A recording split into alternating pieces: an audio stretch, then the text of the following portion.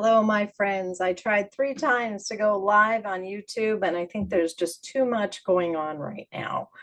And I couldn't go live. So, my apologies if you had gotten the preview that I was going to go live and you wanted to join me. My apologies. I'm just going to move my notes up here so I don't lose track of time. So, Cyndi Thomsen, welcome to the Creative Connection. This is a place and space where we will explore reclaiming your voice, reigniting your vision, and exploring what matters most to us as leaders, entrepreneurs, creatives, and change makers. We're doing this so that you can live and lead with clarity, courage, and connection. Today, I am going to be diving into what it means to find clarity when the world and everything else around you seems to be pulling you in 100 different directions. We start to begin to feel like saltwater taffy sometimes. So I'm going to start with a little bit of check-in. Think about the last time that you started to feel like you couldn't accomplish anything because you were being pulled in many different directions. Can you think of a time? I can think of many, but I'm going to start with a story about a time where I had a desire to start my own business. I was in my 40s. And my kids were 8, 10, and 12. I just finished up a year of service as an AmeriCorps Vista, and I worked with at-risk for being and homeless youth and young adults. And while I was working in that experience, I went, I want to start a school. I want to start a school where people can find their voice and their power in their voice. Now, I have a theater background and I know how to help people tell better stories, but what I wasn't sure I could do was to run a business. So I decided with the money I got from my AmeriCorps position that I was going to get my master's, my MBA. So I applied for a program and was accepted and started. I was living on the north end of Lake Washington here in the greater Seattle area, and I had to travel south to Bellevue for classes, and they were evening classes. And at the same time, I belonged to a touring children's theater company. I sang in a choir. I had a lot going on. And I took a fabulous class, a marketing class from a great guy, and I loved that class.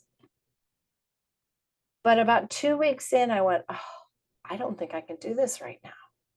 I've got to be mom to these young kids. I'm wife to my husband. I am an actor over in this world. Oh, and I have a full-time job I need to work at the same time. Oh, and I belong to this organization over here and I have to do that. Oh, and then there's the things I want to do for me. So I really felt like I was being pulled apart, and I stopped. I finished that class. I got a 4.0 in that class, and I quit. I quit because I didn't feel balanced. I didn't feel grounded. I didn't feel like I had a touch point or a reason to persevere through. Fast forward about 14 months later, and I had walked away from a job that, while I liked the job, the people that I reported to were kind of toxic. And I knew that I could work my way up the ranks and I could learn some of the things I wanted to learn during the MBA program through this company, but I just couldn't do it anymore. So I'd walked away from the company and I was struggling finding a job. It was 2006, 2007, and the job market was horrible. BA in psychology, 25 plus years of experience, middle to upper level management, training and development director. Plus I had all these other things I did. So I went, well, maybe now is the time I need to work on my master's, but maybe not an in-person experience, but an online person. So I found a program that was pretty reputable, and I could get my master's in 2 years, and it was a rotating, every 6 to 8 weeks you'd have a new class, and it was team focused, which is really something I wanted. I wanted to be in a collaborative environment. So I started again. Still mom of young kids, still wife of a very busy psychologist, still involved in all those other things. And about the time that I found this program, I also found a new job. And it was a job I loved. I loved the people I worked for. It had the opportunity for me to actually help them take their business from being in the red to being in the black, and then moving it forward, coming up with new ideas to keep it moving forward. And I still felt stretched.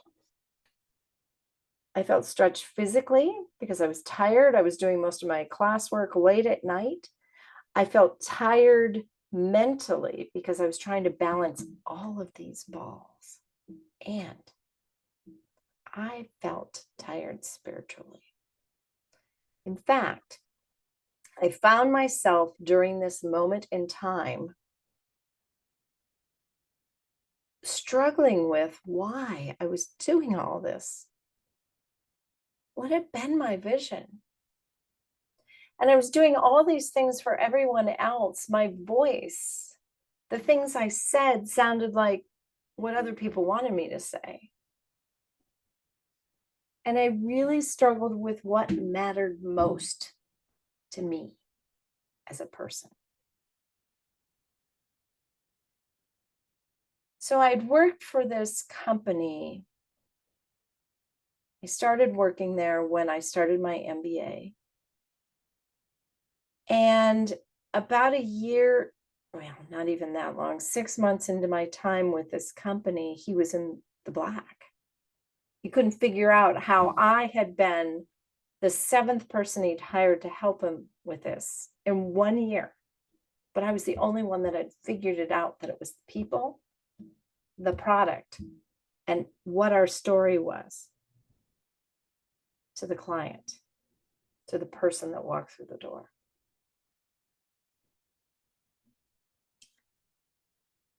But I was doing all this for someone else. And as I started my second and final year of my MBA, I had to come up with a business plan. And my boss said, well, hey, what if we take some of these ideas you've been playing with and we made them the next business? So he allowed me to hire somebody to replace me doing the day-to-day things. And now I was in business development. I was in developing a new business for him, new relationships, new outreach, and it was my master's. And it was all of the things I wanted to learn and know. And all of a sudden I remembered why I was doing this. I was doing this because I wanted to help other people find their voice. So when he asked me to be that business developer as I finished up my master's and we finished the business plan, he said, so it's not going to be as many hours a week and we're going to reduce your pay.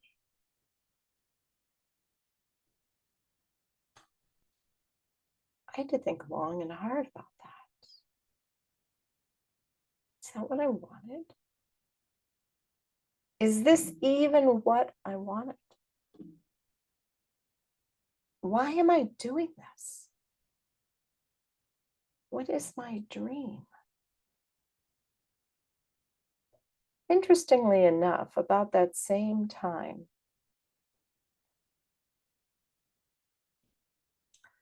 I started to intentionally take deeper and deeper breaths and go for long walks, even if it was downtown Seattle in the city and not here in my suburban neighborhood that's near forests and water. But I intentionally took some deep breaths and started to think about, what was my body trying to tell me? Why was it so tired? And what in all of this really mattered to me?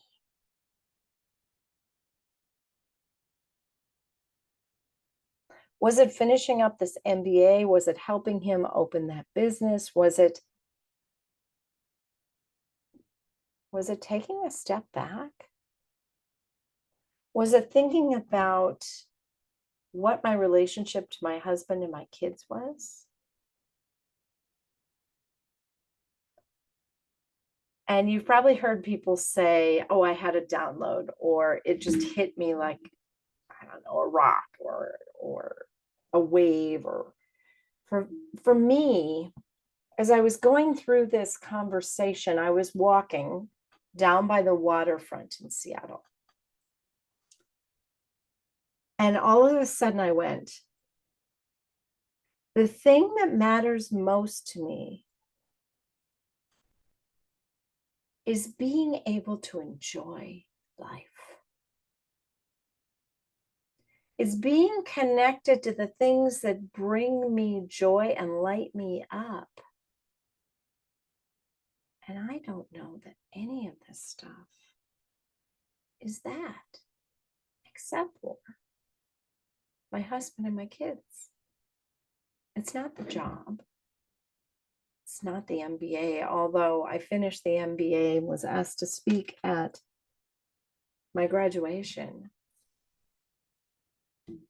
And I spoke about the rising from the ashes and finding the dreams scattered in the ashes that mean something, and using that spark in the smoldering embers and ashes to reignite what it is that we all want.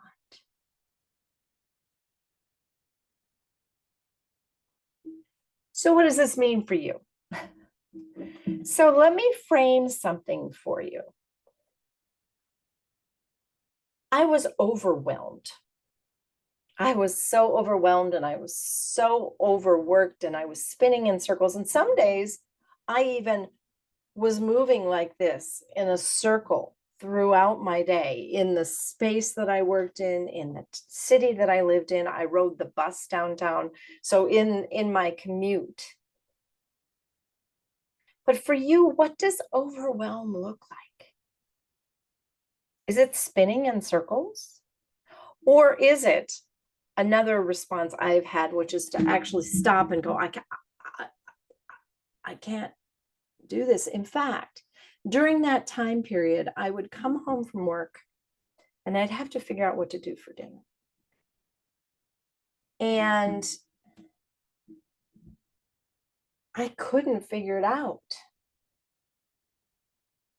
So my husband would say, well, would you like me to stop and get something? Great idea. What do you want me to get? I have no idea. It would show its ugly face at the end of the day when we were making decisions about what to watch on TV, something really simple, right? What do you want to watch? I don't know, you pick. Well, I don't want to make all those decisions. And my response would be, I have been making decisions all day about 100 other things. I don't have any more bandwidth for this decision. Can you resonate with that? Disconnection. I was so disconnected with what I wanted. I was also disconnected to the people in my life, my husband, my kids.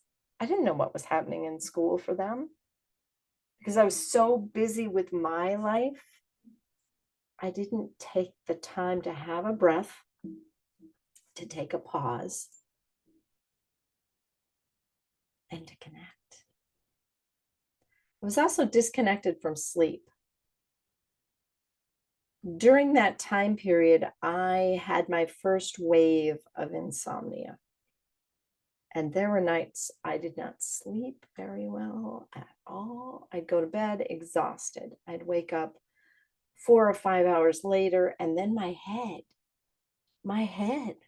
was doing this.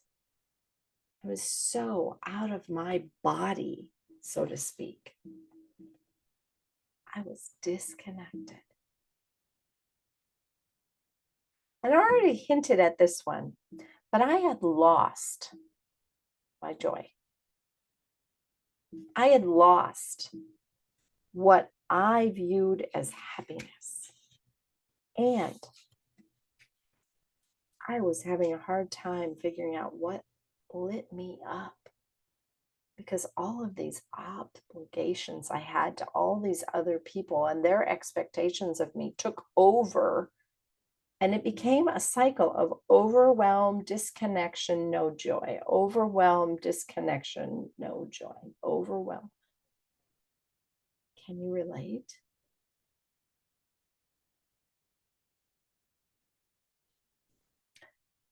When my boss said it's going to be less hours and less pay, I paused.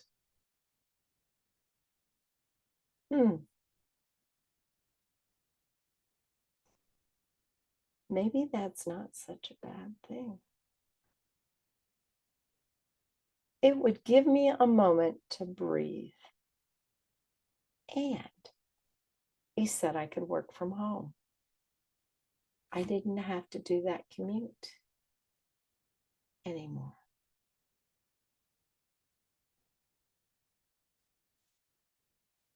Pause, breathe, take a moment. In that moment, I started to walk, but not just to get away from the space I was working in, but to see, to really become aware of the nature around me. The trees, the birds, down at the beach, the seal. We have a resident seal at our beach, the herons. Up at the forest, the coyotes. In our own yard, the owls and the rabbits, the deer. To take a moment and just see them.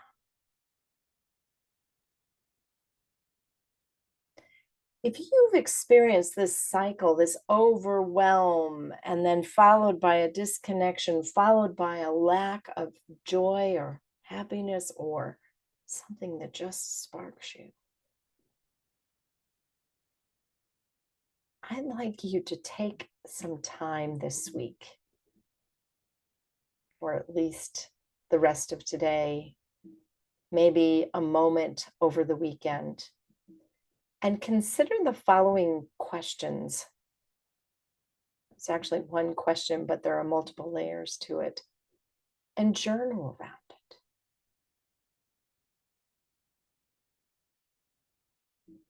Where in your life are you feeling overwhelmed?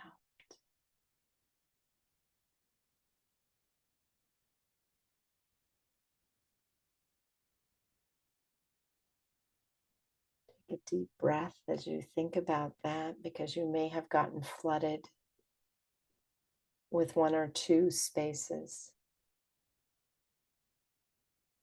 I'll go on to the next question, which is just an extension of the first. Where in your life are you feeling disconnected, not connected to yourself,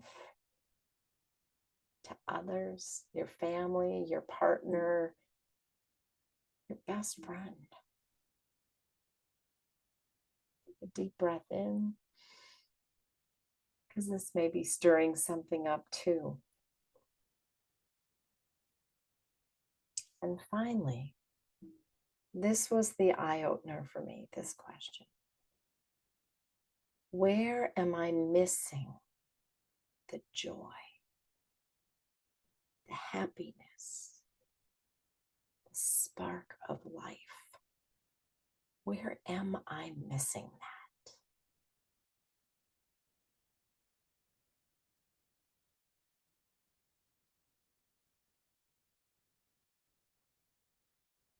And to round it all out, where in my life do I want to be rooted, to feel grounded right now?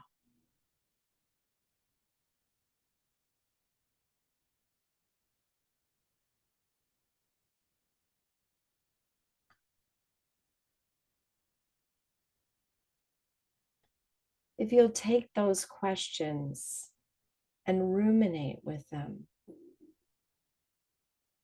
practicing deep breathing and awareness of nature. If you notice, I brought nature into my office, which was something I didn't have. And there was a time, there have been many times where I've had the pleasure of working out of my own space in my own house. But I didn't have plants. I didn't have a fountain. I didn't have this rainbow gecko that I just think is kind of cool. I didn't have a Buddha over my shoulder. I didn't have pictures of Hawaii around me to remind me of the things that I feel connected to, that bring me joy. So I started adding them. And those help me feel grounded. So I suggest that you take time ruminating with where in your life might you feel overwhelmed, disconnected, lacking joy, and where in your life do you want to be more grounded, more rooted, more connected, more joy? And just hold awareness throughout this week.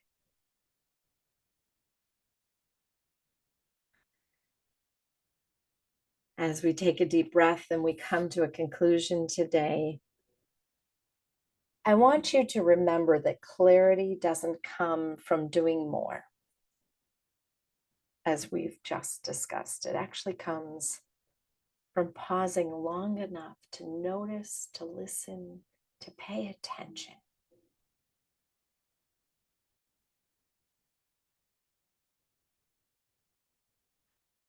Around the time I was in the midst of my most disconnected, most overwhelmed, and most unjoyful time of my life, I found that if I could come together with others in a safe space where we could connect, talk about, and hold each other accountable, it was easier to reconnect. And that is the heart of my Rooted in You circles. 10 people, that's it. Any more than that, you lose connection.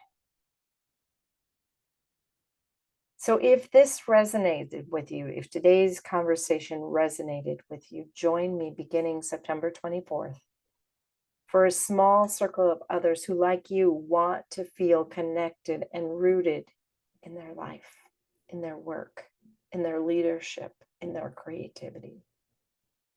This will be a place and space to pause, to reconnect, to realign with what truly matters to you. In the show notes will be a link to find out more information. You can always email me as well. I thank you for being here today. And remember, Sunday, I always post a blog that goes a little bit deeper into what I shared today. And the link for the blog will be in the show notes as well. And please join me next week when I show you how you can move from this forward with courage to begin again. Thank you for tuning into the Creative Connection, where we dive into what it means to reclaim your voice, reignite your vision, and reclaim what matters most while you create the life you passionately want to live. Please like, subscribe, and share with others who are seeking more connection to themselves and others. Until next week, thank you for tuning in.